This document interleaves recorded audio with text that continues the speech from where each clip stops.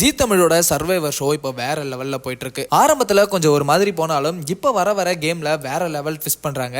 Team swap ஆனதுல இருந்து கொடுக்கப்படுற ஒவ்வொரு டாஸ்க்கும் நம்ம எதிர்பார்க்காத வகையில இருக்கு அப்படின்னு தான் சொல்லணும். சோ சர்வைவர்ல கலந்துகிட்ட 18 கண்டஸ்டன்ஸ்ல இருந்து ஒவ்வொரு ஆளா எலிமினேட் ஆக ஒவ்வொருத்தரோட இண்டிவிஜுவல் கேமும் வெளியே வர ஸ்டார்ட் ஆகிருக்கு.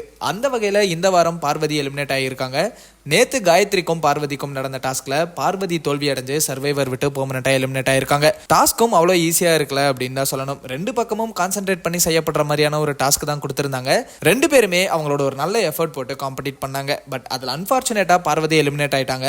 இந்த நிலையில எலிமினேட் ஆன பார்வதி அவங்களோட சோசியல் மீடியா பக்கத்துல அவங்க சர்வைவர் போறதுக்கு முன்னாடி எப்படி இருந்தேன், சர்வைவர் போயிட்டு வந்ததுக்கு அப்புறம் எப்படி இருக்கேன் அப்படின்னு சொல்ற மாதிரியான ஒரு போட்டோவை ஷேர் பண்ணி, வேதனையும் உண்மை, நான் டேன் ஆனதும் உண்மை, நான் ஒரு சர்வைவர், கத்துக்கிறேன், கத்துக்காததையும் திரும்ப கத்துக்கிறேன், எல்லாருக்குமே நன்றி அப்படின்னு ரொம்ப எமோஷனலா பேசியிருக்காங்க. இது மட்டும் இல்லாம அந்த போஸ்ட்ல ஒரு ஃபாலோவர் பார்வதி கிட்ட எப்படி இருக்கீங்க அப்படின்னு கேட்டதுக்கு கூட, பாத்தியலா என் நிலைமைய சேர்த்து வச்ச கொஞ்சம் கலரும் போச்சே அப்படின்னு ஃபன்னா லைட்டா ஃபீல் பண்ணி ஆன்சர் பண்ணியிருக்காங்க. பட் 1 கோடி ரூபாய் ஆச்சே சும்மா கிடைச்சிருமா என்ன? சோ இன்னும் பல டாஸ்கோட சர்வைவர் செம்ம இன்ட்ரெஸ்டிங்கா போகும் அப்படிங்கிறதுல எந்த ஒரு டவுட்டுமே இல்ல.